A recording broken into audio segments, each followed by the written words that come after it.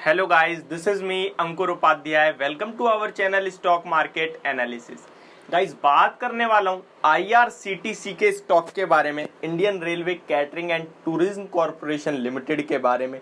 देखिए guys, stock का price 3874 पे ट्रेड कर रहा है। अभी करंट मार्केट प्राइस के बारे में बात कर रहा हूं, 104 रुपए शेयर ऊपर है। करीब करीब 2 से 2.5% की तेजी है। वॉल्यूम्स की बात करूं तो 1.5 मिलियन वॉल्यूम्स ट्रेड अभी तक हो चुके हैं और 3 मिलियन के वॉल्यूम्स ट्रेड एवरेज है।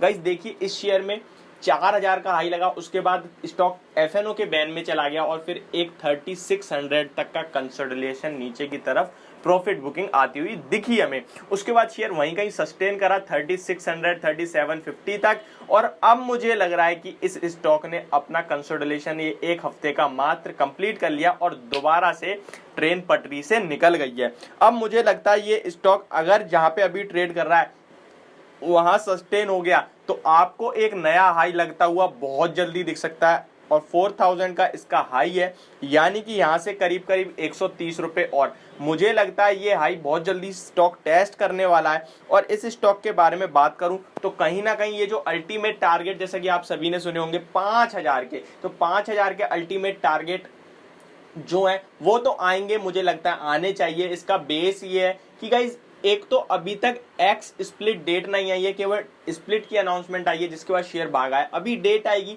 ट्रिगर फिर आएगा और फिर स्टॉक में दोबारा से रफ्तार आती हुई दिखेगी। तो स्टॉक में तो बने रहने की सलाह है। साथ ही साथ मैं आपको बता दूं कि देखिएगा, जो स्टॉक है ना, बहुत ही आराम से प्यार से एक हफ्ते तक कंसोलिडेट करा, बट नीचे नहीं आया, उसी रेंज में कंसोलिडेट कर गया 100-200 पॉइंट की, और हम लोग यही वेट करते रहे यार नीचे आए तो बाय करें। तो इन सब के बारे में बात करने वाले हैं। तो चलिएगा इस वीडियो को करते हैं शुरू। उससे पहले मैं आपको बता दूं, अगर आपके पास कोई भी स्टॉक है जिससे रिलेटेड आप मुझसे बात करना चाहते हैं तो मेरी इंस्टाग्राम आईडी पंडित ब्रदर्स पे आके आप मुझसे बात कर सकते हैं। देखिए, मैंने स्टॉक के बारे में जितना भी बोला अभी तक वो तो आप सभी को समझ में आ गया। अभी मैं बात करता हूं कि इसकी एक्स स्प्लिट डेट कब आ सकती है। देखो, हर किसी ने ना एक्स स्प्लिट डेट दिमाग में रख के बाय पोजीशन बनाई होगी, बहुतों ने। तो जो डेट है वो 3 महीने के अंदर अंदर आएगी। मैं अपनी हर वीडियो में कह रहा हूं आईआरसीटीसी के, और 12 अगस्त से 3 महीने लगाओ 12 नवंबर, यानी अगले 1 महीने में कहीं ना कहीं एक्स स्प्लिट डेट की अनाउंसमेंट आती हुई दिखेगी, और उसके बाद स्टॉक में दोबारा से एक बड़ी रैली आ सकती है।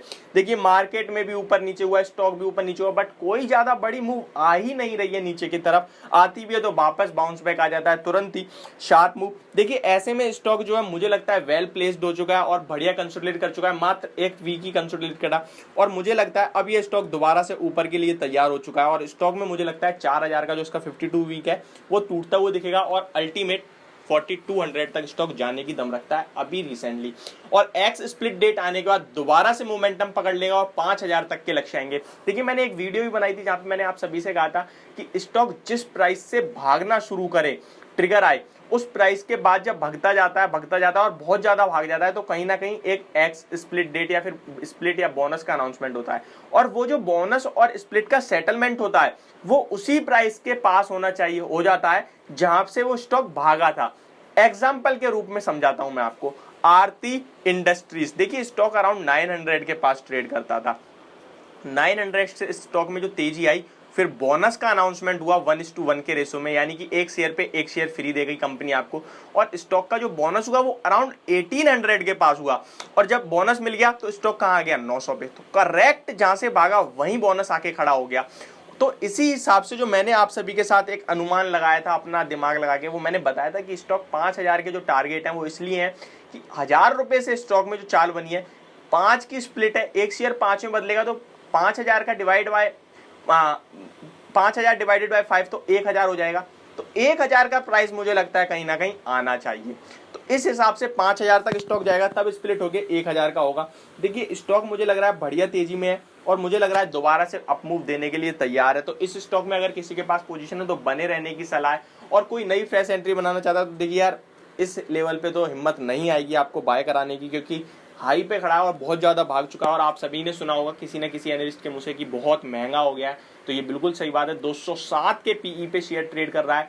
और देखिएगा, इस कहीं ना कहीं इतना कोई ग्रोथ स्टोरी नहीं है, हम मोनोपोली है, कोई कॉम्पिटिटर नहीं है, बट ग्रोथ इतनी नहीं दिखती जिसने महंगाई शेयर है।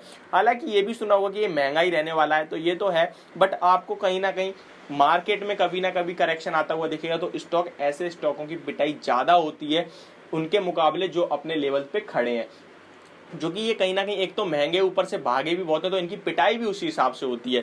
तो आप ये सब सोचते हुए ही निवेश करें, ये ना कि स्टॉक भाग रहा है तो लॉन्ग टर्म के लिए, लंबी अवधि हमेशा के लिए बाय कर लिया।